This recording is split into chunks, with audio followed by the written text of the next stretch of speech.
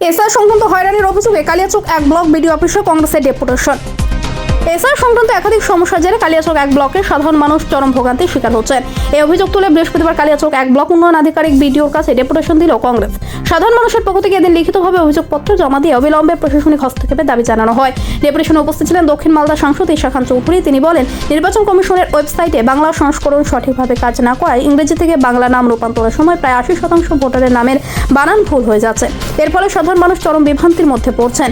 তিনি আরও জানান, শুধুমাত্র কালিয়াচক এক ব্লকে প্রায় 1,38,000 ভোটারের এসআইআর হিয়ারিং শুরু হয়েছে, অথচ 31 জানুয়ারি শেষ তারিখের মধ্যে এত বিপুল সংখ্যক মানুষকে একই জায়গায় ডেকে হিয়ারিং করা হচ্ছে, যা কার্যত হয়রানির সামিল। তাই একাধিক স্থানে ক্যাম্প করে সুষ্ঠুভাবে হিয়ারিং করার দাবি জানানো হয়েছে। ঈশা খান চৌধুরী বলেন, সুপ্রিম কোর্টের রায় অনুযায়ী যাতে ডিএম ও বিডিও দপ্তর কাজ করে এবং সাধারণ মানুষের কোনো সমস্যা না হয়, সেটাই তাদের মূল দাবি। প্রশাসনের কাছে দ্রুত ব্যবস্থা গ্রহণের আবেদন জানানো হয়েছে, যাতে ভোটাররা অকারণে ভোগান্তির শিকার না হন।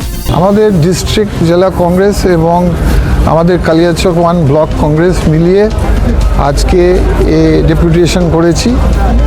আমাদের চিন্তা আছে সাধারণ মানুষের জন্য।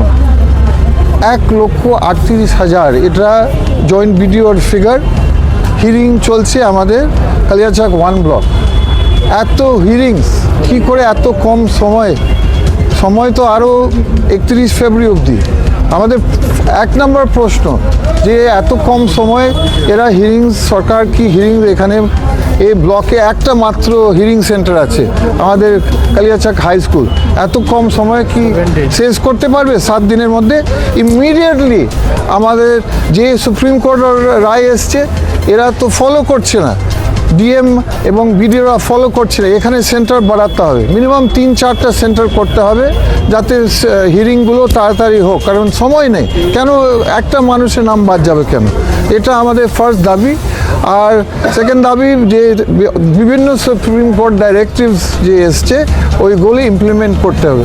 যেমন বিএলএ অ্যালাউ করেছে সুপ্রিম কোর্ট, মানে একটা মানুষ যদি অসুস্থ থাকে উনি নিজের বিএলএকে পছন্দ বিএলএ যে কোনো পার্টি আসতে পারে ওনার পেপার ডকুমেন্টস এর সঙ্গে।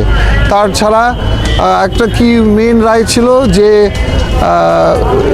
যত রায় আছে সুপ্রিম কোর্টে যাতে ইমপ্লিমেন্ট হয়, তাতে মানুষের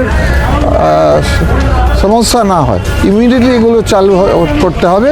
আর আমি বললাম প্রথমে আমাদের মালদা জেলার আর আমার নিজস্ব আমরা একটা রিট পিটিশন করেছি হাইকোর্ট কলকাতা। আমাদের অভিযোগ ইলেকশন কমিশনের এগেনস্টে যে এগুলো লজিক্যাল ম্যাপিং চালাবে। লজিক্যাল ম্যাপিং একটা বড় ওয়ার্ড।